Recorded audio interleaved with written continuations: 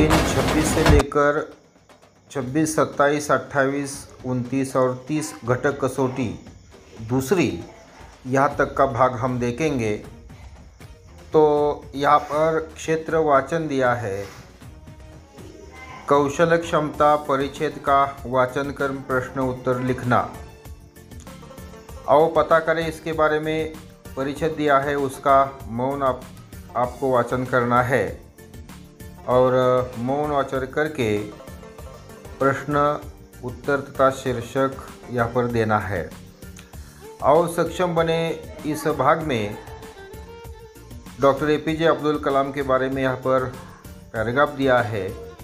आपको ये पैराग्राफ पढ़कर नीचे जो उत्तर दिए हैं, इस उत्तर के जो प्रश्न दिए हैं इसके उत्तर आपको लिखने हैं।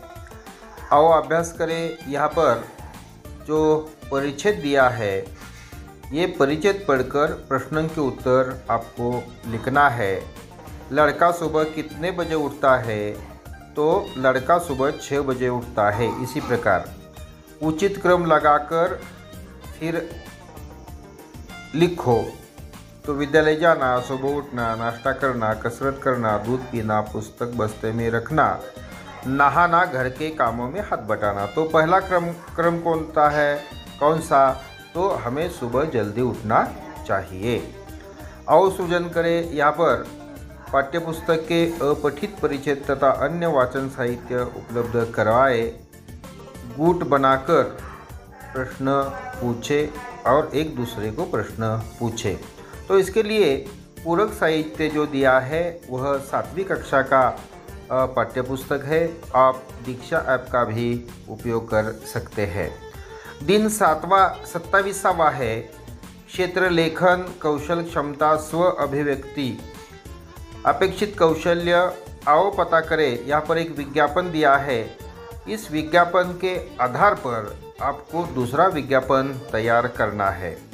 आओ सक्षम बने इस भाग में विज्ञापन के विभिन्न प्रकार और उनके उदाहरण शैक्षणिक साधनों की सहायता से समझना चाहिए। आकर्षक विज्ञापन लेखन के लिए ये मुद्दे दिए हैं, इसके आधार पर आपको विज्ञापन लिखना है।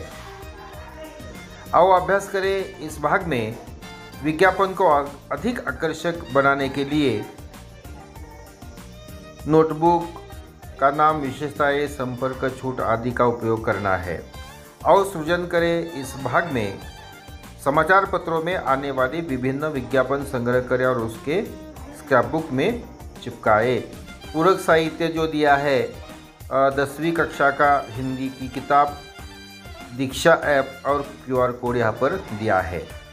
28 और 29वां दिन है, क्षेत्र भाषा अभ्यास, कौशल योग्यता लेखन में सक्षम होना। तो व्याकरण के घटकों का आवश्यक ज्ञान। यहाँ पर अध्यापक कृति दी है कि बोर्ड पर लिखे उदाहरण पढ़ने के लिए कहे। लड़का, लड़की, लड़के। जिन शब्दों के रूपों में कर्ता के लिंग, वचन और क्रिया के काल के अनुसार कुछ भी परिवर्तन नहीं होता, उन शब्दों को अव्यय कहा जाता है। आओ सक्षम बने इस भाग में अविकारी शब्द के भेद और परिभाषा यहाँ पर दी है। अविकारी शब्द के भेद है क्रिया विशेषण अव्यय, संबंध सूचक अव्यय, समुच्चय बोधक अव्यय, विस्मय आदि बोधक अव्यय। उदाहरण के तौर पर क्रिया विशेषण अव्यय किसे कहते हैं? तो क्रिया की विशेषता बताने वाले शब्द। उसी प्रकार संबंध सूचक, समुच्चय बोधक, विस्मय आदि बोधक, उसके उदाहरण यहाँ पर दिए हैं। आओ अभ्यास करें। इस भाग में कहानी पढ़कर आपको मोटे अक्षर वाले अव्यय के भेद पहचानने के लिए कहा है। निकट, थोड़ा बहुत, धीरे धीरे, प्रसन्नतापूर्वक, के आगे, इस प्रकार। क्रिया और उसका प्रकार लिखो। और सृजन करें। इस भाग में है तो वाक्य, अव्यय और प्रकार आपको लिखना है। इसके लिए पूरक साहित्य है। अंतर्जाल की सहायता से अव्यय के बारे में विस्तार से जानकारी हासिल करो। YouTube पर जाकर अव्यय इस प्रकार का अगर आप टाइप करते हो तो अव्यय की सारी जानकारी आपको यहाँ पर मिलेगी। 30वां दिन है, घटक कसौटी क्रमांक 2।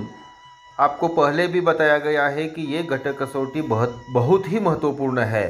तो ये दूसरी घटक कसौटी भी आपके लिए बहुत महत्वपूर्ण है। 15 अंकों के लिए ये आप स्वतंत्र कागज़ पर छुड़ाना है और फाइल में लगा कर रखना है।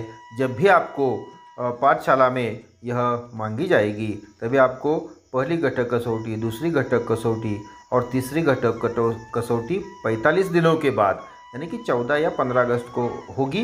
ये तीनों घटक कसौटी आपको पाठशाला में जमा करनी है। तो इस घटक कसौटी में गद्य विभाग है, पद्य विभाग है, चित्र दिखाकर उसके ऊपर सवाल पूछे गए हैं, उपयोजित लेखन यहाँ पर दिया गया है, जिस प्रकार की विज्ञापन है, मातृभाषा में अनुवाद करो इस प्रकार के सवाल है, चित्र दिखाकर उनके अनुसार कृति करो इस प्रकार के सवाल है। इसके बारे में आप विस्तार से अपनी स्वतंत्र कागज़ पर ये घटक कसौटी छुड़ाएंगे और जांचने के लिए भेजना है। धन्यवाद।